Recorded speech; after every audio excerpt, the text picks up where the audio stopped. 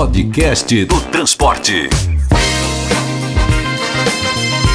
Um consórcio composto pelas empresas Logit, Oficina e Sinergia entregou recentemente um plano de mobilidade para a região metropolitana do Rio de Janeiro. Quem encomendou foi o Instituto Rio Metrópole, o órgão responsável por colocar em prática as políticas públicas desta importante região do país.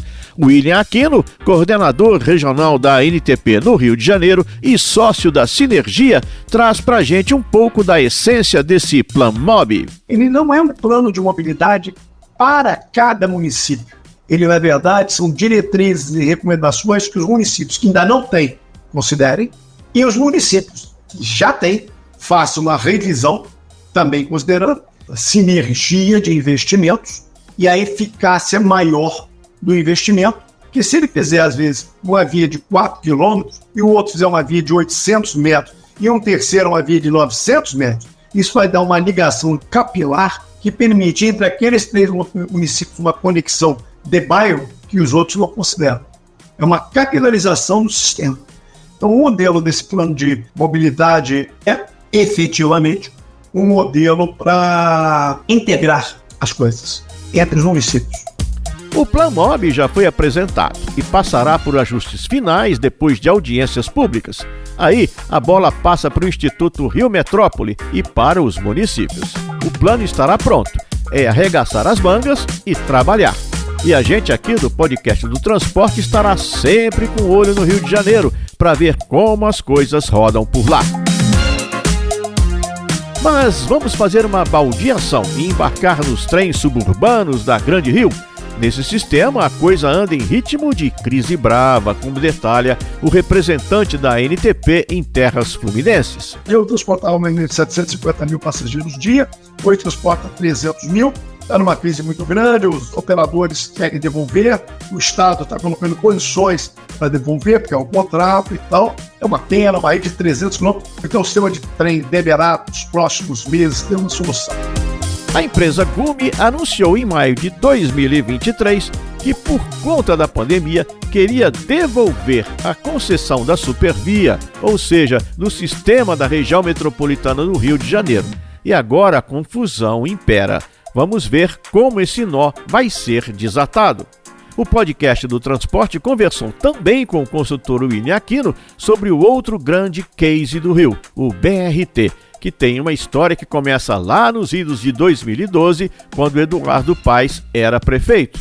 Tem também uma trajetória cheia de idas e vindas. O BRT estava funcionando bem, ele tinha os ônibus azuis, BRT articulado, funcionava bem, com venda externa, com estações em vidro, tração de velocidade alta, foi um sucesso na Olimpíada, foi um sucesso na época da Copa, na Jornada Mundial da Juventude, nos Jogos Olímpicos Militares, esses grandes eventos. Só que questões políticas, lamentavelmente, o novo prefeito de então, alegando que não achava adequado uma série de coisas, não deu continuidade às obras em andamento, nós foram paradas muito tempo. Os ônibus que tinham parte da operação eram as empresas privadas, deixaram de receber a contraprestação deles na operação dos BRTs. A demanda foi caindo, os ônibus envelhecendo, a receita caindo, os ônibus envelhecendo, e esse ciclo vicioso só foi aumentando, e eles começaram a quebrar, os ônibus ficaram em péssimas condições. Junto com isso veio a demanda muito baixa da pandemia. Houve uma intervenção no final do governo anterior e, no final das contas, devolveu para as empresas em condições iguais a que ela tinha recebido. Tinha que licitar ou dar uma outra solução ao BRT, que no modelo que estava misturado com as linhas convencionais não dava. Vem então a mudança de governo, com o retorno de Eduardo Paes à prefeitura carioca, e a administração voltou a dar atenção ao sistema de BRT da cidade, como nos conta o William Aquino. Ele então faz uma reforma grande, acaba criando uma empresa pública municipal que é dona dos ônibus. No final das contas, eles compram os ônibus e colocam para ser operado por prestação de serviço, pagamento por quilômetro às empresas privadas. Essas empresas estão, de alguma maneira, fazer a operação e a manutenção, e a empresa pública, na verdade, é proprietária da frota e controla a operação. O cuidado gerou resultados, porque é como a gente sempre fala aqui, não basta criar, comprar equipamento, é preciso operar, cuidar da operação no dia a dia. O representante da ANTP no Rio de Janeiro, William Aquino, detalha. A demanda voltou a crescer muito, tem muito ônibus agora e realmente melhorou muito. E a frota está em boa operação.